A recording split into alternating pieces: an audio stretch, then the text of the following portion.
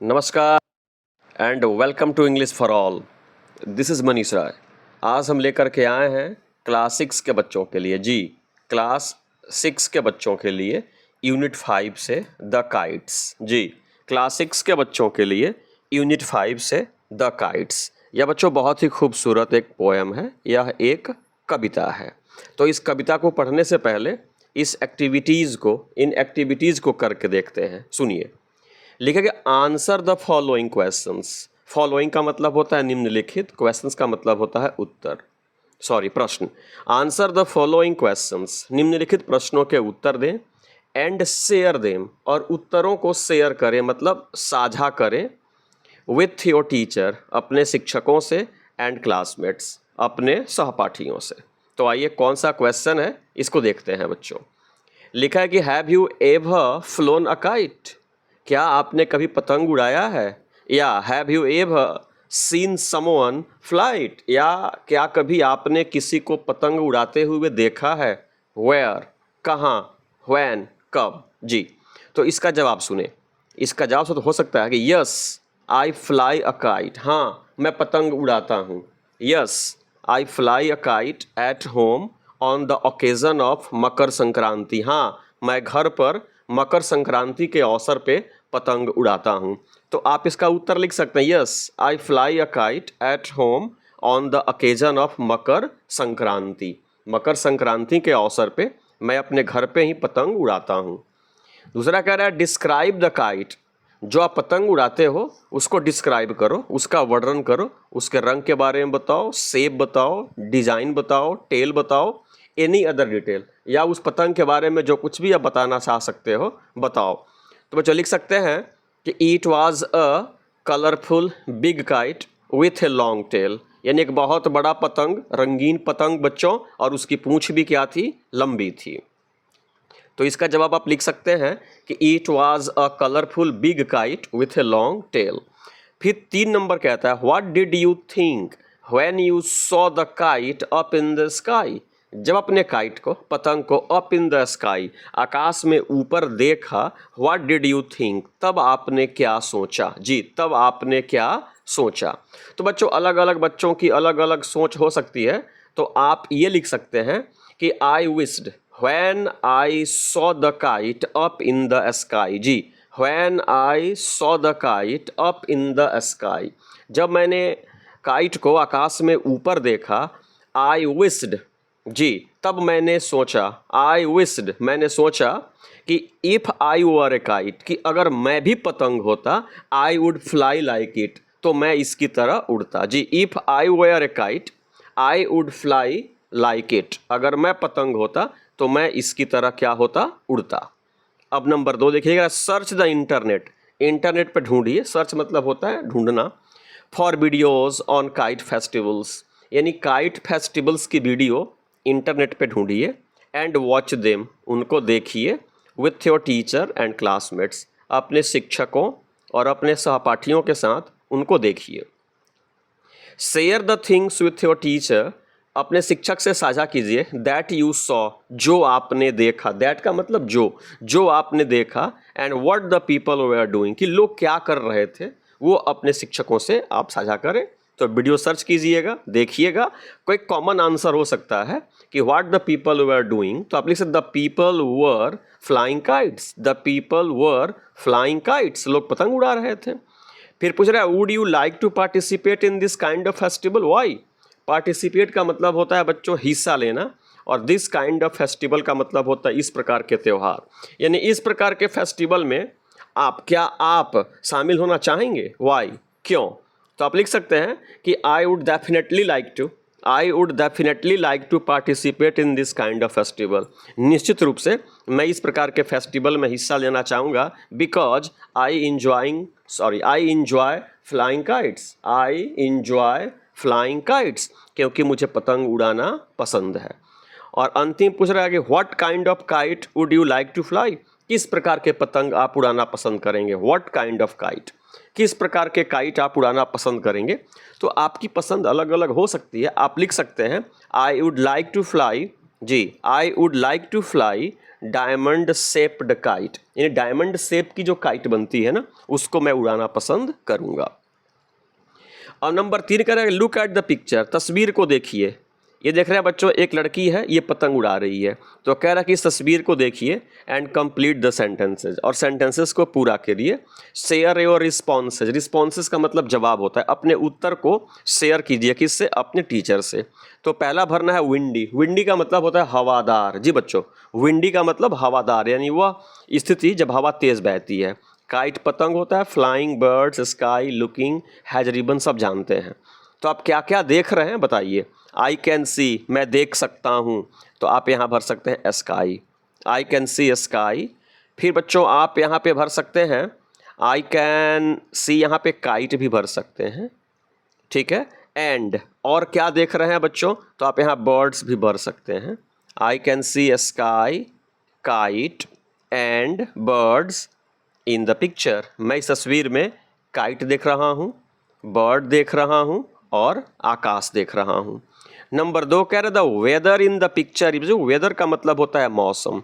इस तस्वीर में जो वेदर दिखाया गया है, जो मौसम दिखाया गया है, वो कैसा दिखाया गया है? विंडी। कैसा बच्चों? विंडी। विंडी मतलब हवादार, इतनी तेज हवा बह रही है। इस बच्ची के बाल को देखिए, इसके बाल लहरा रहे हैं, मतलब हवा तेज बह रही है, तभी तो पतंग उड़ रही है ना। नंबर 3 कह रहे the kite is high in the sky, तो यहाँ पे फ्लाइंग भर लेंगे।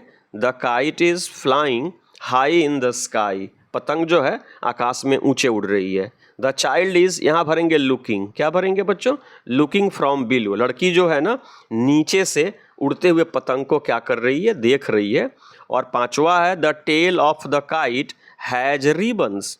यहाँ पे टेल का मतलब बच्चों पूंछ हुआ, यानी पतंग की जो पूंछ है ना उसमें रिबन्स लगी है। आप यहाँ पे देख सकते हैं जी, यही रिबन्स लगी है बच्चों। तो आप पहले में क्या क्या भरा आपने बच्चों? पहले में आपने बर्ड्स भरा, स्काई भरा और काइट भरा। दूसरे में बच्चों आपने विंडी भरा। तीसरे में आपने फ्लाइंग भरा। क्या भरा? फ्लाइंग भरा। चौथे में बच्चों आपने लुकिंग भरा और 5वें में आपने हैज रिबन्स भरा। ठीक है बच्चों, अब आगे देखिए। कह रहा है कि लिस्ट 2 मोर थिंग्स, 2 और चीज़ों को लिस्ट करो that you want to add to the picture. बच्चों ऐड टू का मतलब होता है जोड़ना, यानी तस्वीर में उन 2 चीज़ों जिनको आप जोड़ना चाहते हैं उल्लेख करें। तो बच्चों आप यहाँ उल्लेख कर सकते हैं, क्लाउड्स कर सकते हैं कि भाई तस्वीर में हमें क्लाउड्स भी देखने को मिल रहा है। क्लाउड्स मीन्स क्या होता है? बादल। और फिर बच्चों यहाँ पे ग्रास भी आप लिख सकते हैं कि हमें यहाँ देखने को ग्रास भी मिल रहा है। इसके अलावा भी बहुत सारी चीज़ें दिख रही हैं जो आप लिख सकते हैं। फिर कह रहा है कि if I were the child, if I were the child, अगर मैं वह बच्ची होती, जो बच्ची यहाँ पे पतंग उड़ा रही है ना, अगर आप वो होते तो क्या करते। और फिर पूछ रहा है कि if I were the kite I would, अगर मैं पतंग होती तो क्या करती। यहाँ पे पतंग है तो क्या, जवाब सुनिए। नंबर 2 का सुनिए पहले। If I were the child, अगर मैं बच्ची होती, आई would fly high up in the sky, अगर मैं बच्ची होती तो आकाश में ऊंचे उड़ती। जी, अप इन द स्काई। और दूसरा है if I were the kite, अगर मैं पतंग होती तो I would always fly in the sky, तो मैं हमेशा आकाश में क्या होती? उड़ती। तो फिर से इसका जवाब मैं बोल रहा हूँ, सुने। If I were the child, अगर मैं बच्ची होती, आई would fly high up in the sky, तो मैं आकाश में खूब उड़ती, ऊंचे उड़ती। और दूसरा if I were the kite, अगर मैं पतंग होती, I would always fly in the sky, तो मैं हमेशा आकाश में उड़ती, कभी धरती पे नहीं आती। तो ये बच्चों एक्टिविटीज़ थी। अब आइए कविता को शुरू करते हैं बच्चों। बच्चों कविता कह रहा है कि अप इन द एयर। सबसे पहले आप बच्चों पतंगों को देखिए, एक ये पतंग है, एक ये पतंग है, एक ये पतंग है, ये पतंग है, बहुत सारी पतंगें आपको दिख रही हैं बच्चों। यहीं रिबन लगा हुआ है, यहीं टेल है बच्चों।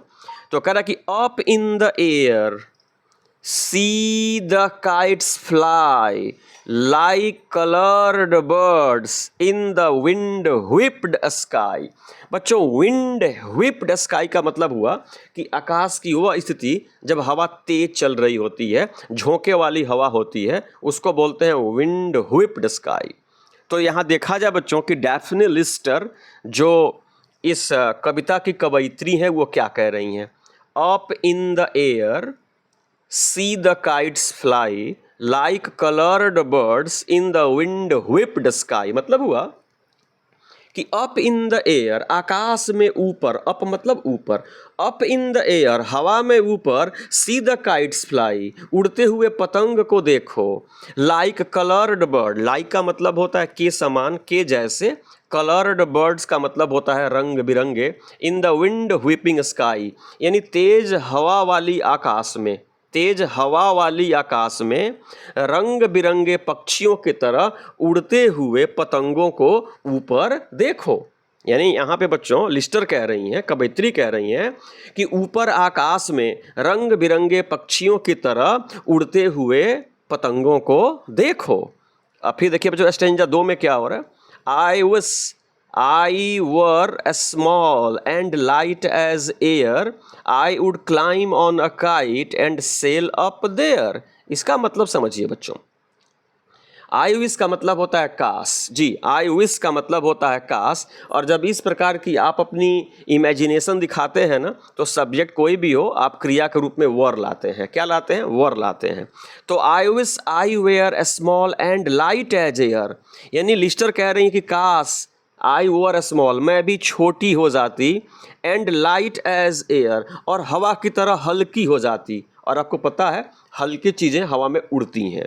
तो लिस्टर कह रही हैं, कवयित्री कह रही हैं कि I wish I were small, काश मैं छोटी हो जाती, and light as air, light का मतलब हल्का, और हवा की तरह हल्का हो जाती, I would climb on to a kite, तब मैं पतंग पर चढ़ जाती। क्लाइम का मतलब होता है हल्का, यानी काश अगर मैं छोटी हो जाती, हवा की तरह हल्का हो जाती, तो मैं पतंग पे चढ़ जाती, and sail up there, and sail up there, और उड़ते उड़ते, जी और उड़ते उड़ते मैं वहाँ पहुँच जाती। कहाँ? जहाँ पतंग पहुँची हुई है वहाँ मैं पहुँच जाती। इसका मतलब फिर समझिए बच्चों, यहाँ पे लिस्टर कह रहे हैं कि I wish I were small and light as air, काश मैं छोटी हो जाती, हवा की तरह हल्की हो जाती, I would climb on a kite, तब मैं पतंग पे उड़ के बैठ जाती, तब मैं पतंग पे उड़ के बैठ जाती, एंड सेल अप देयर, और उड़ते हुए वहाँ तक चली जाती जहाँ तक पतंग पहुँचा करती है। स्टेंजा नंबर 3 देखिए, then I would drift upon, बच्चों लिखा है then I would drift upon the paper wings, wings का मतलब बच्चों डैने होते हैं, पंख होते हैं, ठीक है ना बच्चों, and here the songs that the wild wind sings, wild wind का मतलब हुआ बच्चों तेज हवा, सिंग्स का मतलब गाती है, सॉन्ग्स का मतलब गीत, विंग्स का मतलब होता है पंखे। तो यहाँ पे लिस्टर कह रही हैं कि देन तब आई वुड ड्रिफ्ट अपॉन, यानी अब लड़की कवयित्री कह रही हैं कि मैं काश छोटी हो जाती और हवा की तरह हल्की हो जाती, और उसके बाद कह रही हैं तब जब मैं छोटी हो जाती, हल्की हो जाती, then I would drift upon the paper wings, तब मैं जो कागज़ के पंख हैं ना, हवा की तरह, मतलब ये हवा की तरह अब हो गई हैं, तो कागज़ के जो पंख हैं ना, मैं उस पर ड्रिफ्ट करती, मतलब मैं उस पर उड़ती, एंड हियर द सॉन्ग्स, और गीतों को सुनती, that the wild wind wing sings, यानी तेज हवा की जो सनसनाहट की आवाज़ होती है ना, वो अभी एक प्रकार का गाना है। तो मैं पतंग पे बैठ करके, पतंग पे उड़ करके मैं हवा के, तेज हवा के गानों को क्या करती? सुनती। लिस्टर कह रही हैं what fun it would be, कितना मज़ा होता, फन का मतलब मज़ा होता है, what fun it would be, कितना मज़ा होता, to look right down, look right down का मतलब ठीक नीचे देखती, ओवर द पार्क, पार्क के ऊपर, and the roof tops of town, roof tops का मतलब होता है घर की छत, कितना अच्छा होता कि जब मैं ऊपर से नीचे की ओर पार्कों को देखती और शहर के घरों के छतों को देखती। The people below would stand and stare, और मैं क्या देखती कि नीचे लोग, बिलो का मतलब क्या हुआ बच्चों? नीचे। द पीपल बिलो, नीचे लोग, वुड स्टैंड, लोग खड़े होते, एंड स्टेयर, और घूर घूर करके देखते, एंड विश, और वे भी इच्छा प्रकट करते, दे वर मी, कि वो मेरी जगह पे होते, high high in the air, हवा में बहुत ऊंचा बहुत ऊंचा। यानी ये लड़की जो है ये कह रही है काश मैं भी छोटी हो जाती, मैं भी हल्की हवा की तरह हो जाती, तो पतंग के साथ मैं भी उड़ जाती और जो हवा के गाने हैं ना, पतंग के साथ मैं भी हवा के गानों को सुनती और कितना मज़ा आता जब मैं नीचे पार्क और शहर के घर के छतों को देखती, और मेरी मज़ा और बढ़ जाती जब मैं नीचे लोगों को खड़ा और अपने आप को देखते हुए देखती कि लोग ये विश कर रहे होते कि काश मेरी जगह वो भी हवा में इतने ऊंचे उड़ रहे होते। तो ये बच्चों डैफ्ने लिस्टर की रचना है, बहुत ही सुंदर कविता है। अब आइए आगे चलते हैं। यहाँ पे बच्चों कुछ स्टेटमेंट्स दिए हुए हैं, आपको बताना है कि कौन सही है और कौन गलत है। अगर बच्चों सही है तो टी लिखेंगे, गलत है तो एफ लिखेंगे। सुनिए, the child is looking at the kites, बच्ची जो है ना काइट्स को देख रही है, तो ये क्या हो जाएगा, ट्रू हो जाएगा। The kites look like birds of different colours, क्या पतंग जो है ना वो विभिन्न रंग की पक्षियों की तरह दिख रही है, तो बच्चों ये भी क्या है, ट्रू है। It was a rainy day है, नहीं बच्चों ये फॉल्स हो जाएगा। नंबर 4 कह रहा the child wants to be like a kite, कह रहा है कि बच्ची पतंग की तरह बनना चाहती है, नहीं जी नहीं। नंबर 4 जो है तो ये फॉल्स हो जाएगा, क्या हो जाएगा, फॉल्स हो जाएगा। ई कह the child wishes to climb on a kite, यानी बच्ची जो है पतंग पे चढ़ जाना चाहती है, ये सही है, क्या हो जाएगा बच्चों, ट्रू हो जाएगा। 6 कह रहा the kite is made of cloth and plastic, चूंकि यहाँ पे कागज के पतंग की चर्चा है इसलिए हम इसको भी फॉल्स लिखेंगे। Number 7 the child wants to ride the kite, बच्ची जो है ना वो काइट पे राइड सवारी करना चाहती है, बिल्कुल सही बात है, वो पतंग की सवारी करना चाहती है, तो ट्रू हो जाएगा। तो बच्चों 8 कह रहे the child knows they would have fun, yes बच्ची को पता है कि बहुत मज़ा करेंगे ऊपर उड़ करके, तो ट्रू हो जाएगा। The child wants to look at the kite from a roof top, यानी बच्ची जो है ना पतंग को रूफ टॉप पे बैठ करके देखना चाहती है, नहीं फॉल्स। ये तो बच्चों ऊपर से आकाश में से रूफ टॉप को देखना चाहती है, रूफ टॉप पर से पतंग को नहीं बल्कि ये पतंग की तरह उड़ते हुए ऊपर से रूफ टॉप को देखना चाहती है, अतः 9 नंबर को फॉल्स करेंगे। 10 कह रहा है the child would like to look at people down below, बच्ची जो है नीचे लोगों को देखना पसंद करेगी, तो ये भी बच्चों ट्रू हो जाएगा। और 11 कह रहा है कि the child knows that the people would stare, बच्ची को पता है कि लोग घूर घूर करके देखेंगे, तो बच्चों ये भी क्या होगा, ट्रू होगा। तो 11 स्टेटमेंट्स थे, ट्रू फॉल्स लिखना था, हमने लिखा। आगे देखिए, आगे कह रहा है कंप्लीट द फॉलोइंग सेंटेंसेस, निम्नलिखित वाक्यों को पूरा करें। The poet says that the kites are like coloured birds, कवयित्री का कहना है कि काइट्स जो है ना लाइक कलर्ड बर्ड्स, रंग बिरंगे पक्षियों की तरह है। बच्चों देखिए, जब भी दो ऑब्जेक्ट्स की तुलना की जाए ना और उसमें एज या लाइक का प्रयोग किया जाए तो उसको हम सिमिली कहते हैं। याद रखिएगा, जब दो ऑब्जेक्ट्स की तुलना हो ना और उसमें एज और लाइक का प्रयोग करके किया जाए तो उसको सिमिली है। तो ये जो एग्जाम्पल आप सब देख रहे हैं ना, सब सिमिली का उदाहरण है। सिमिली का मतलब होता है बच्चों, ये अलंकार का एक रूप है, उपमा अलंकार होता है।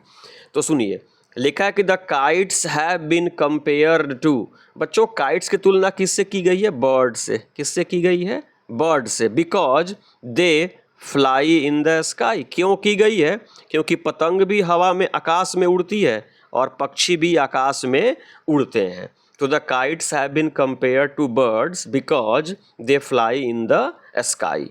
2 देखिए बच्चों, the child wishes to be like air, बच्ची जो है ना वो हवा की तरह होना चाहती है। आई विश आई वर स्मॉल, काश मैं छोटी हो जाती, and as light as air, और हवा की तरह हल्की हो जाती। तो यहाँ बच्ची की तुलना बच्चों एयर से की गई है और तुलना का माध्यम क्या है, एज। एज तो जब दो ऑब्जेक्ट्स की तुलना एज और लाइक का प्रयोग करते हुए किया जाए तो उसको हम सिमिली कहते हैं। तो अब इसको भरिए, the child wishes to be as light, यहाँ पे क्या भर देंगे बच्चों, एज लाइट एज एयर, यानी बच्ची जो है वो हवा की तरह हल्की होना चाहती है। The child wishes this to be able to climb, वो बच्ची चाहती है कि जब वो हल्का हो जाएगी ना तो वह एबल हो जाएगी, समर्थ हो जाएगी, to climb on a kite and fly, ताकि वह एक काइट पे बैठ जाए और आकाश में उड़ जाए। तो यहाँ क्या भरेंगे, क्लाइम भरेंगे। क्या भरेंगे, क्लाइम। तो बच्चों पहले में हमने क्या भरा, compare to birds because they fly in the sky. दूसरे में पढ़ा the child wishes to be like air, I wish I were small and as light as air. तो यहाँ पे भरेंगे the child wishes to be as light as air, the child wishes this to be able to climb on a kite and fly. आगे बढ़ते हैं बच्चों। यहाँ पे देखिए बच्चों ये बता रहा है, सिमिली बता रहा है कि पहला और दूसरा जो एग्जाम्पल था ना वो सिमिली का था। तो सिमिली क्या होता है कि जब दो ऑब्जेक्ट्स की तुलना हम एज और लाइक का प्रयोग करके करते हैं ना, तब हम लोग उसको क्या कहते हैं बच्चों, सिमिली कहते हैं। सुनिएगा, find A set of words from the poem that begin with the same consonant sound. अब कह रहा है बच्चों, कविता को आपने पढ़ा है तो वहाँ से शब्दों को ढूंढ निकालिए जो सेम कॉन्सोनेंट साउंड से शुरू होते हैं। और बच्चों सेम कॉन्सोनेंट साउंड से शुरू होने वाले शब्दों को हम एलिटरेशन कहते हैं, अनुप्रास कहते हैं। क्या कहते हैं, एलिटरेशन कहते हैं, और हिंदी में अनुप्रास अलंकार कहते हैं। तो स्टेंजा 1 में आपको कौन कौन सा एलिटरेशन मिला, तो गौर कीजिएगा, विंड और व्हिप्ड मिला। क्या मिला, विंड और व्हिप्ड, क्योंकि इन दोनों शब्दों की शुरुआत सेम कॉन्सोनेंट साउंड से हुई है, इसलिए हम इसको एलिटरेशन कहेंगे। तो विंड को आपने मैच किया बच्चों व्हिप्ड से। और कह रहा कि स्टेंजा 3 पढ़िए और ऐसे ही दो शब्द ढूंढ करके निकालिए। तो बच्चों स्टेंजा 3 आप पढ़ेंगे ना तो आपको मिलेगा, एक वाइल्ड मिलेगा और एक बच्चों विंड मिलेगा जी। तो देखिए दोनों की शुरुआत कॉन्सोनेंट W से हुई है, अतः ये भी एलिटरेशन के क्या हैं बच्चों, एग्जाम्पल हैं। आप यहाँ एलिटरेशन के एग्जाम्पल देख भी सकते हैं, big, bright, blue, bag, funny, fan, etc। यानी इसमें होता क्या है कि सेम कॉन्सोनेंट साउंड को रिपीट किया जाता है। तो एक मैं भी आपको यहाँ पे लिख के दिखा दे रहा हूँ एलिटरेशन का एग्जाम्पल। सी सेल्स, वह क्या करती हैं, बेचती हैं। क्या करती हैं, बेचती हैं। क्या बेचती हैं, सी सेल्स। क्या बेचती हैं, सी सेल्स। फिर आप लिख सकते हैं कि बाय द सी शोर, कहाँ बेचती हैं, सी शोर, यानी सी के किनारे बेचती हैं। देखिए ये भी एस, ये भी एस, ये भी एस, ये भी एस। तो सेम कॉन्सोनेंट साउंड को बार बार रिपीट किया गया है, इसलिए हम इसको एलिटरेशन का एग्जाम्पल कहेंगे और हिंदी में हम इसे अनुप्रास अलंकार कहेंगे। आगे देखिए बच्चों, आगे ये कह रहा है, आगे ये यहाँ पे एक पतंग दिया हुआ है और इस पतंग के बारे में समझिए आप बच्चों। इसको पतंग का नोज कहते हैं, ये जो कमानी होती है ना इसको स्पाइन कहते हैं। ये बच्चों कवर है, ये काइट लाइन, डोरी को काइट लाइन कहते हैं, इसके पूंछ को टेल कहते हैं, और इसको बच्चों क्या कहते हैं, रील कहते हैं। क्या कहते हैं, रील। तो यहाँ पे आपको भरना है I like the long, I like the long. तो यहाँ पे आप क्या भर देंगे बच्चों, टेल। मुझे पतंग की लंबी पूंछ क्या है, पसंद है। At the end of my kite, kite के अंत में उसकी लंबी पूंछ होती है, मुझे पसंद है। माई काइट्स कवर, मेरी काइट का कवर इज ब्राइट, चमकीला है। द इज ब्लैक, क्या ब्लैक है, तो स्पाइन, उसकी जो कमाची है ना वो क्या है, ब्लैक है। तो यहाँ पे हमने क्या भरा बच्चों, टेल भरा, यहाँ हमने कवर भरा, यहाँ हमने स्पाइन भरा।